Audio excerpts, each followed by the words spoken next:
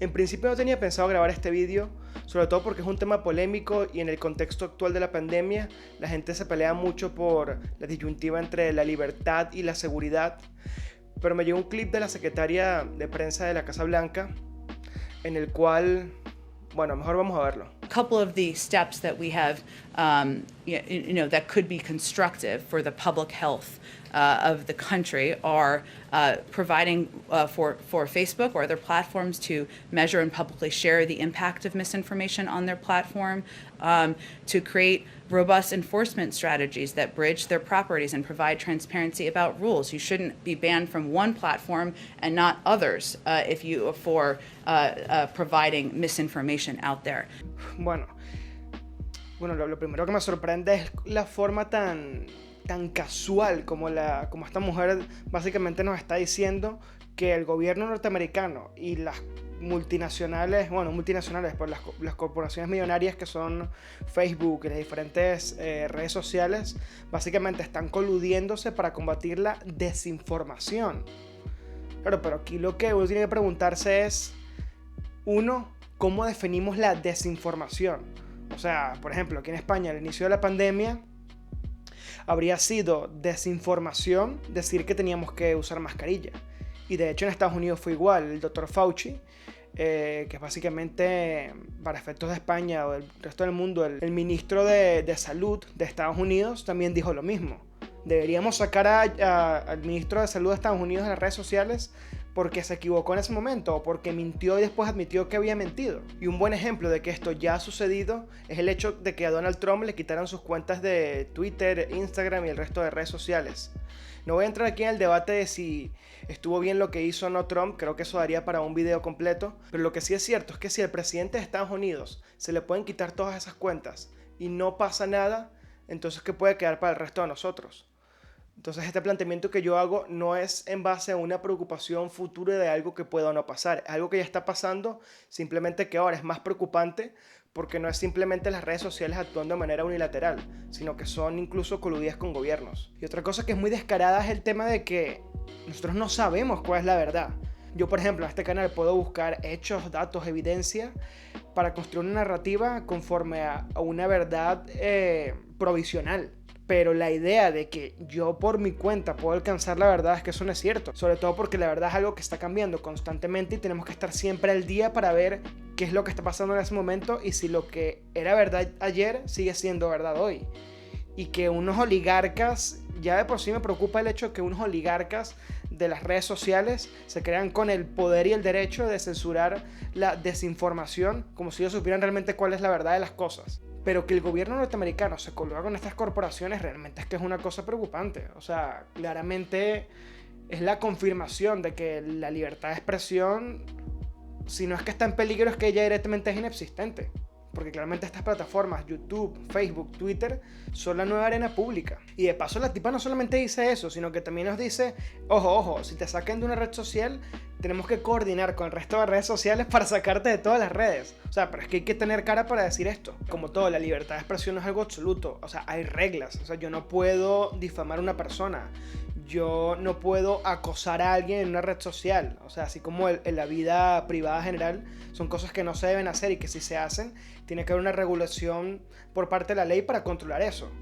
Claramente eso hay que tenerlo en cuenta en las redes sociales también, pero es que eso no es lo que está diciendo ella. Pero fuera de esos límites que todos consideramos como lógicos, realmente hay un espacio muy gris en el cual muchas veces no sabemos cuál es la verdad o la verdad que creemos que es cierta. Después nos damos cuenta que no era así. Y es que volvemos a lo mismo. La idea de tener libertad de expresión es que no sabemos exactamente cuál es la verdad, porque no tenemos la inteligencia ni la capacidad de entender lo complejo que es el mundo. Y hay cosas que siempre se van a mover en grises. Entonces que de repente ahora, porque esta gente de las redes sociales tenga una ideología particular, van a imponer su discurso porque supuestamente esa es la verdad. Claro, lo que hay que ver también es cómo se puede resolver esto. Creo que probablemente tiene que haber alguna regulación que seguramente tiene que venir de Estados Unidos. Uno, porque las redes sociales son compañías estadounidenses, y dos, porque en principio Estados Unidos son los líderes del mundo libre, que bueno, eso tiene muchas comillas, pero claramente tiene una influencia en cómo se lleva el resto de la política internacional. ¿Cuál debería ser esa regulación? De eso no lo tengo muy claro. De repente podría ser la regla de que si una red social llega a una cierta cantidad de millones de usuarios, como puede ser el caso ahora de Facebook, YouTube, Twitter, Instagram, claramente hay que poner unas regulaciones según las cuales las compañías siguen siendo privadas, pero claramente tú no puedes de manera jacobina simplemente sacar a una persona porque no te gusta lo que dice. Tiene que haber un procedimiento judicial según el cual se pueda determinar si realmente la persona está haciendo daño a alguien, si realmente está cometiendo algún delito. No simplemente porque un oligarca, uno de estos nuevos elitistas mundiales quieran tomar una decisión y que ya está, me jodí pues, no puedo decir lo que tengo que decir, y todo porque un tipo lo decidió en Silicon Valley. Y es que me molesta porque, o sea, me parece que lo que dice esta mujer es tan grave y lo dice con tanta ligereza que ya pareciera que a ninguno nos va a importar ya lo que diga, pues que no podemos hacer nada para evitarlo. Y la función de esto, cuando digo esto, a lo que me estoy refiriendo es a las redes sociales en general como herramienta tecnológica. Y ya que estamos en pausa, suscríbete y dale like al vídeo. Continuemos. Tiene o debería ser, al menos en parte, que nos ayude a comunicarnos de manera más efectiva, a transmitir la información y poder realmente llegar a nuevas verdades que nos permiten avanzar como civilización. No permitir que esto nos divida, nos peleemos y que no lleguemos a nada, mientras esta gente que lo utiliza para controlar la narrativa oficial. Porque las narrativas oficiales a veces están en lo correcto, pero muchas veces están equivocadas porque sirven a intereses políticos o intereses económicos y diferentes clases de intereses que nada tienen que ver con los intereses de la mayoría. Por ejemplo, cuando se inicia la guerra entre Estados Unidos e Irak, la razón que dio la prensa a través de los servicios de inteligencia norteamericanos era que se había detectado que en Irak había armas de destrucción masiva, y esa fue la justificación que se dio para que se invadiera Irak. Después descubrimos que no era cierto.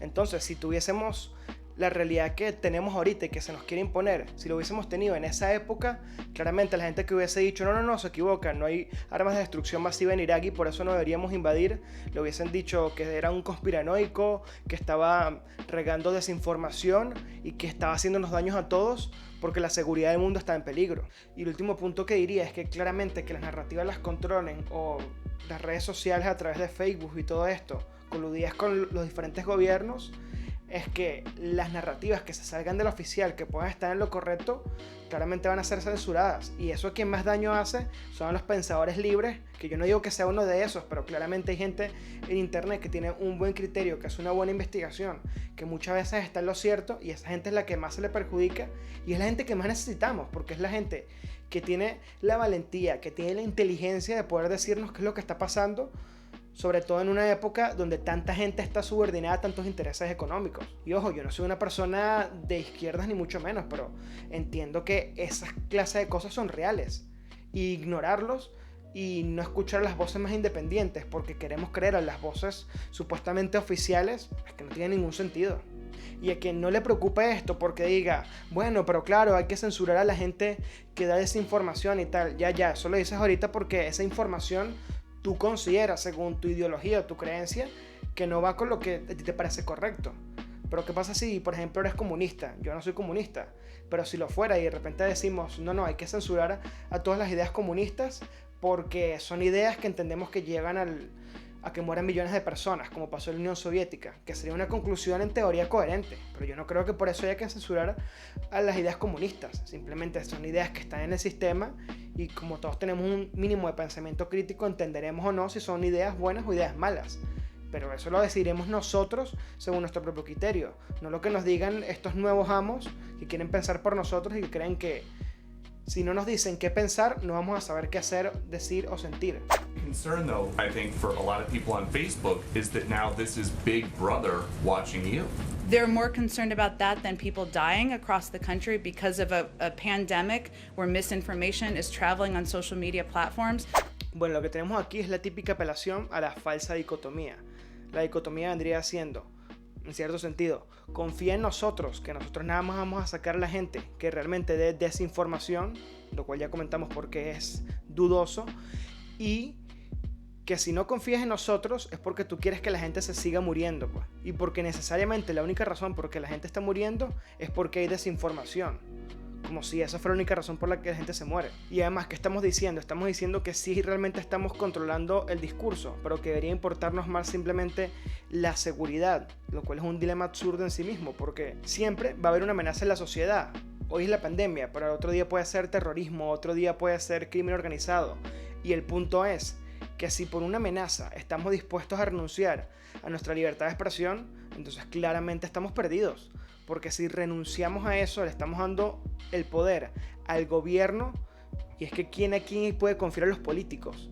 No porque los políticos estadounidenses sean más malos que los políticos regulares, sino por un tema de que si el poder no tiene control, el poder hará lo que quiera. Y la libertad de expresión es justamente un mecanismo que tenemos los ciudadanos y las personas libres del mundo para regular lo que hace o no hace un gobierno, porque tu capacidad de expresarte, de decir tu verdad, de decir tus ideas, de transmitir información, tiene una influencia directa en las cosas que pasan en tu entorno, ya sea en tu comunidad, en tu país, en lo que sea. Claramente que sí nos tiene que importar la libertad de expresión. Obviamente, como lo dijimos al principio, tiene que haber límites, pero la idea de que por seguridad podemos renunciar a todo siempre, porque siempre hay que tener más seguridad, es que esta idea es falsa, pues. Esta idea es una idea construida por élites o por los gobiernos para simplemente afianzar su poder. Y es que eso es una cosa de lógica. O sea, no hay que ser una persona que crea en teorías de la conspiración, sino simplemente hay que entender cómo funcionan los políticos. Más nada. En conclusión, tenemos que ser muy cuidadosos cuando se nos planteen estas dicotomías entre libertad y seguridad, porque normalmente hay algo que está mal en la forma en la que el argumento se plantea para llevarnos a una conclusión determinada que seguramente nos va a hacer más daño a nuestras libertades que algún bien posible. Porque sin saberlo, podríamos estar caminando a ese mundo de 1984 de George Orwell y tendríamos a ese gran hermano vigilándonos, todo en torno a la seguridad, pero que en el fondo es contra nuestra libertad. Bueno, eso era todo, perdón por la descarga de rabia, de frustración, pero creo que era un tema que necesitaba tocar. Vamos, apenas lo vi, creo que no pude resistirme a grabar el vídeo y nos vemos en el próximo vídeo.